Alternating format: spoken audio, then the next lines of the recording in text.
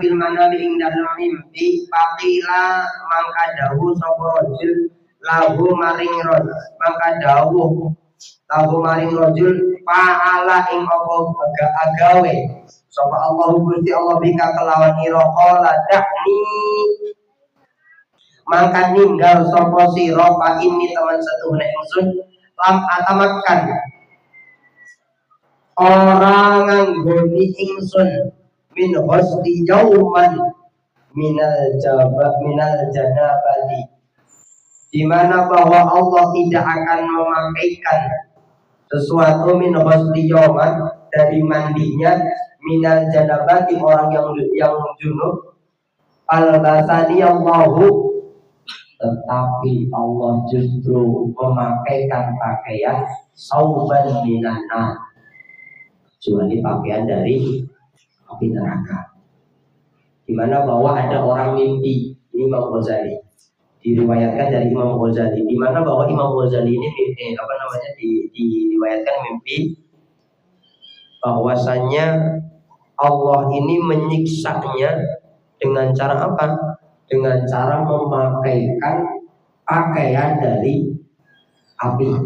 Ketika ditanya kenapa menggunakan pakaian dari api, ternyata ia junub tetapi belum mandi. Aqallahu fihi hale molak mali ingsun ing dalem saum dibolak-balik ternyata istilah katanya luar dalam ini menggunakan api. Maka inilah pentingnya kita ngaji. Ternyata ya mohon maaf dengan segala hormat, khawatir kita meremehkan perkara-perkara yang seperti ini. Lalu bagaimana kalau saya satu contoh lupa untuk mandi, ya sesegera mungkin ingat kita langsung mandi. Kenapa? Karena ketika tidak mandi lalu kita ya tadi seperti kita nggak niat mandi walaupun kita sudah bosan lain sebagainya, tetapi kita nggak niat mandi wajib, maka kita akan rugi segala-galanya. Kenapa? Karena dalam keadaan junub. Karena kita dalam keadaan junub sudah barang tentu tidak boleh sholat, sudah barang tentu tidak boleh baca Quran. Tetapi karena ketidaksadaran kita, maka ya kadang kita sholat belum tentu sholat kita diterima karena dalam keadaan junub. Bahkan kita baca Quran kita belum tentu diterima karena dalam keadaan junub, karena sudah tidak sesuai dengan syariatnya, karena istilah katanya ya syarat sahnya sudah terlanggar. Maka dari itu bagaimana caranya tatkala junub atau lupa dalam keadaan junub seketika harus mandi. Terus saya padahal tadi sudah mandi tetapi lupa niatnya, maka mandi lagi. Maka mandi junub yang paling utama itu ya nyemplung. Itu paling aman. Berbeda dengan menggunakan gayung atau menggunakan keran. Ini harus sangat teliti. Kenapa? Karena seluruh anggota wajib basah, wajib kena air. Makanya orang mandi wajib biasanya agak lama. Wabil khusus karena ada beberapa bagian-bagian badan, bagian-bagian tubuh yang memang agak susah terjangkau oleh air. Tidak perlu saya sebutkan apa-apanya ya. Salah satunya bagian-bagian tangan, seperti mohon maaf sendi-sendi persendian itu kan. Atau mohon maaf dengan segala hormat bagi yang agak bergizi, biasanya kan kulitnya dagingnya itu sampai berkerut, yang lipat, itu juga harus basah. Maka berupaya semaksimal mungkin. Makanya ketika mandi itu ya kita harus teliti. Mobil khusus mohon maaf seperti biji baik kaki maupun tangan itu juga harus basah. Rambut bagaimana caranya? Ini juga harus basah. Telinga itu kan sering juga yang namanya ini kan kadang mohon maaf daun telinga ininya mungkin basah, mungkin dalamnya sini daun bagian dalamnya kadang tidak terkena air, masih kering. Nah, ini salah satu yang harus kita perhatikan tatkala mandi. Wabil khusus mandi wajib. Kalau mandi sunnah, mandi sunnah itu kan salah satunya adalah mandi tatkala mau melaksanakan sholat Id, tatkala mau melaksanakan sholat Jumat. Ini mandinya mandi sunnah. Loh, saya ini kan kalau di perusahaan buru-buru ada waktu untuk mandi. Dalam artian waktunya mepet dan lain sebagainya. Dengan niat mandinya tatkala berangkat, tatkala dengan mau berangkat kerja, dengan mandi maka diniati sunnah. Mandi Jumat itu tadi boleh nggak? Boleh. Sama dengan riwayat mohon maaf dengan segala. Salah satunya malam Jumat itu adalah sunnah Nabi.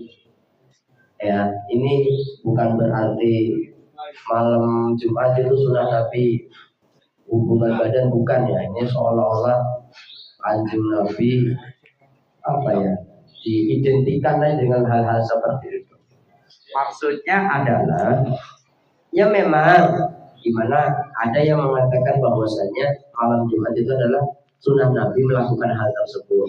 Iya, tetapi ada lanjutannya. Lanjutannya adalah mandi wajib sekaligus mandi sunnah karena mau melaksanakan sholat Jumat itu tadi. Nah, bagi kita yang sekiranya mohon maaf ada waktu untuk melaksanakan mandi sunnah, dalam hal ini karena di perusahaan, dalam hal ini karena di kerjaan dan lain sebagainya, maka diniatinya adalah tatkala kita mandi pagi itu jam 6 atau jam berapa, jam minimal boleh kita mandi, diniati melaksanakan mandi sunnah, mandi Jumat, sholat Jumat itu tadi. Loh, enggak nanti aja jam 11, tidak mungkin keburu karena waktu istirahatnya tidak memungkinkan, maka boleh diundur menjadi tatkala kita mau berangkat kerja. Ini tetap akan mendapatkan kesunahan tatkala hari Jumat itu kan. Karena ada riwayat loh, kalau nggak mandi harus mandi. Iya, nah posisinya kalau di perusahaan, posisinya kalau dalam keadaan lagi kerja, posisinya dalam keadaan di kantor, maka akan susah ketika mandi akan menyita waktu, sedangkan istirahatnya sangat terbatas.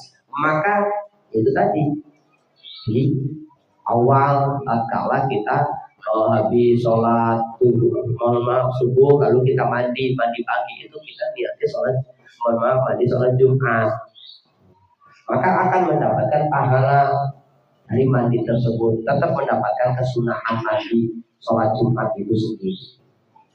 Ini salah satu ilmu yang kadang kita lupa akan hal-hal tersebut. Kalau hal-hal seperti ini kan tidak boleh saklek. Wah, berarti selama ini saya nggak pernah mandi mandi sholat Jumat dong. Iya, tiap hari Jumat saya di perusahaan, tiap hari Jumat saya di kantor. Bagaimana mungkin? Maka itulah salah satu caranya. Memang ada yang mengatakan harus mandi, kalau mau Jumatan itu harus mandi. Iya, harus mandi, tapi kan tetap melihat keadaan. Kalau memang istirahatnya cuma hanya setengah jam atau hanya waktu untuk sholat, maka yang nanti mandinya di awal tatkala sebelum berangkat kerja dan lain sebagainya. Itu adalah tata cara di dalam fikih. Jadi tidak boleh saklek harus mandi sebelum sholat Jumat. Bisa seperti itu, nggak bisa diterapkan seperti itu. Ya mungkin kalau orang-orang yang free, orang-orang yang banyak waktu, oke lah, tidak masalah mengulangi lagi kembali. Tetapi kan tidak mungkin bagi kita yang notabene waktunya sangat terbatas, apalagi biasanya dijatah hanya sekian menit menunaikan ibadah buru-buru, istirahat buru-buru mandi, malah biasanya orang cari tempat lorong-lorong untuk tidur. Ini tatkala kita apa naik baru datang ke masjid, biasanya kan seperti itu. Dan ketika khutbah ketika khutbah di hal-hal yang seperti itu, yang tempatnya perusahaan dan lain sebagainya pun tetap harus harus dibatasi. Biasanya di mimbar itu ada max 10 menit atau 20 menit. Tetap kita menyampaikan materi, tetapi tidak intinya secara singkat, padat. Yang penting rukun syarat dan rukunnya terpenuhi. Karena memang itu hanya memenuhi syarat dan rukunnya saja. Kalau mau mau tausiah ya seperti itu. Ini lebih enak. Apalagi kadang menjelaskan ini itu dan sebagainya, yang mendengarkan cuma beberapa orang, kebanyakan ya dan sebagainya. Tetap harus dijelaskan, tetapi kita juga harus bijak dalam menyikapi hal-hal yang seperti itu. Nah, bagi orang-orang yang ngantuk, bagi orang-orang yang seperti itu dalam masa istirahat, ya harus tetap menjaga wudhunya. Bagaimana caranya? Jangan mencari tempat-tempat senderan, jangan mencari tempat-tempat yang sekiranya bahasanya mau jadi kayak berpisah di pada nempel di pinggiran. Maka jangan seperti itu. Tetap harus berupaya, kalau toh duduk ya duduk, tetapi yang mudah, yang lungguh dengan secara tetap, artinya tidak membatalkan wudhu. Nah, ini perlu diperhatikan.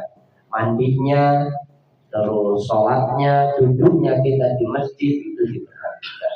Makanya ngapunten Guru Al-Fakir itu ada yang bahkan beliau ini wallahualam punya alasan apa?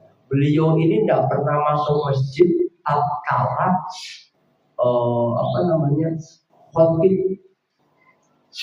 ini, khotibnya terlalu lama, khutbahnya terlalu lama, beliau malah nyari tempat di luar. Nanti ketika iqomah baru masuk ke dalam laksanakan. Tetap harus mendengarkan khotib, tetapi wallahualam ini saya ingin mendapatkan ilmu ini, ternyata ditanyakan nanti ngaji dulu baru nanti kamu tahu.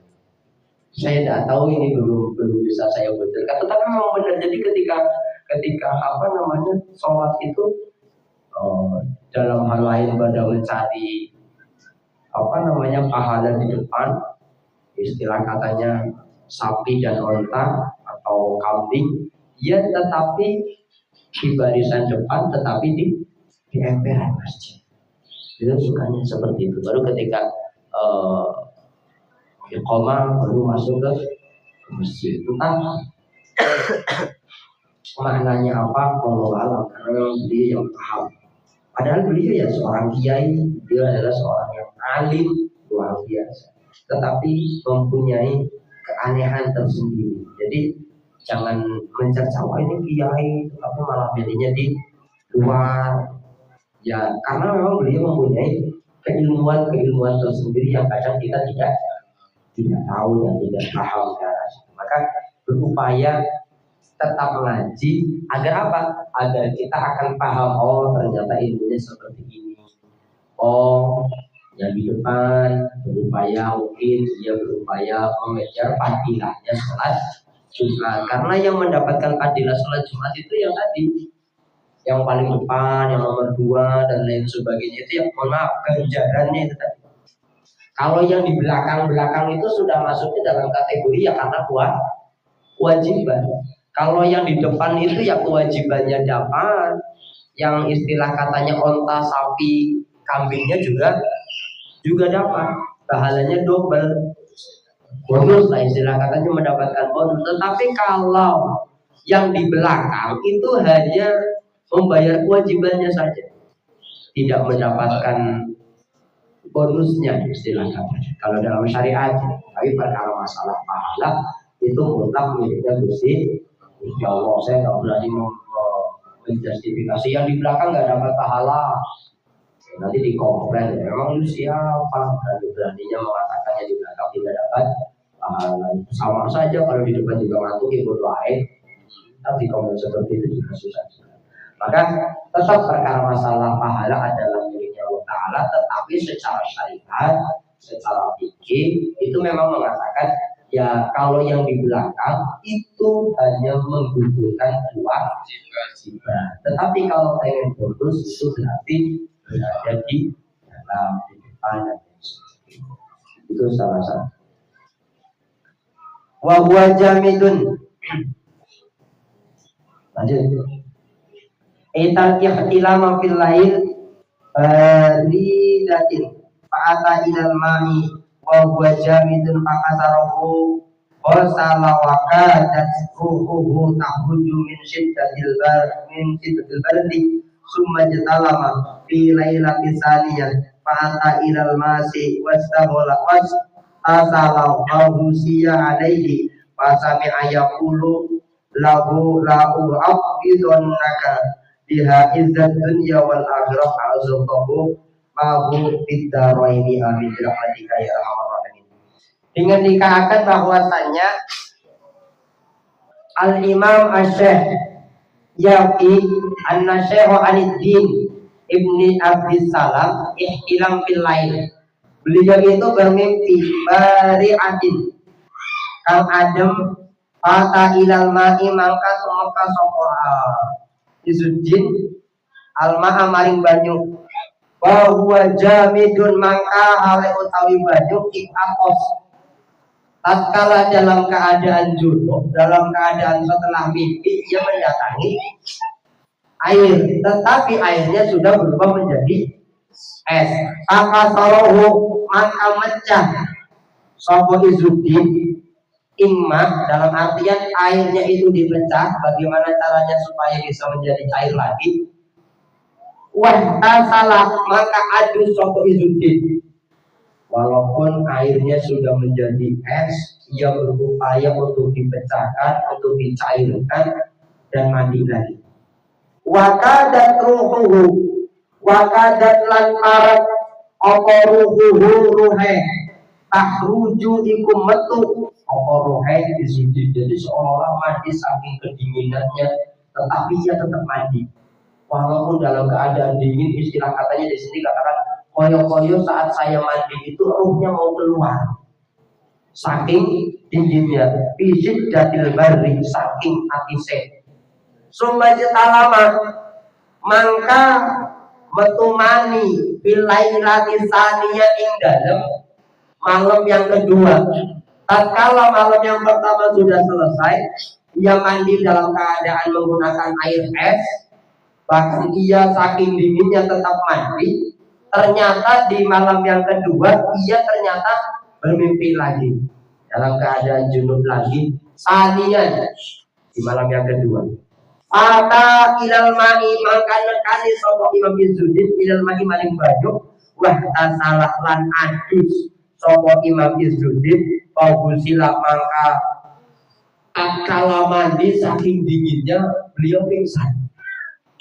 Alaihi fasama'a yaqulu lahu la u'awwidannaka, hale diucapaken maring Izuddin ing sira biha izzat dunia, hale dadikan ini adus janabat ad dunia ing dunia wal akhirah azallahu ta'ala bidaraini. Artinya apa?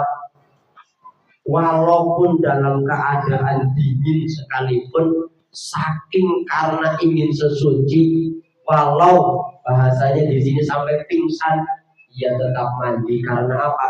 Karena ingin suci bidini wa dunya wal akhirah, agar tidak satu menjadi fakir, yang kedua di akhirat sudah barang tentu menjadi fakir. Karena apa? Tadi diriwayatkan yang pertama, barang siapa yang tidak mandi wajib atau dalam keadaan junub, maka ia akan dipakaikan baju yang dari api. Maka ini adalah sebagai nasihat untuk kita berupaya semaksimal mungkin kalau dalam keadaan junub, walaupun dalam keadaan dingin dan lain sebagainya, diupayakan untuk tetap mandi. Jangan nanti dan nanti, karena ketika nanti secara tidak langsung kefakiran juga akan kita rasakan. Cuman kita tidak tahu, kita tidak seolah-olah tidak merasakan bahwa dalam keadaan fakir. Nah, itu yang riwayat-riwayat atau hikayat saking pentingnya mandi dalam hal ini adalah mandi wajib. Faslun mujibatul muslim utawi iku bab atau pasal wajib ake mati janabat yuhuru jimaniyin kelawan metune mani wallahu a'lam bishawab.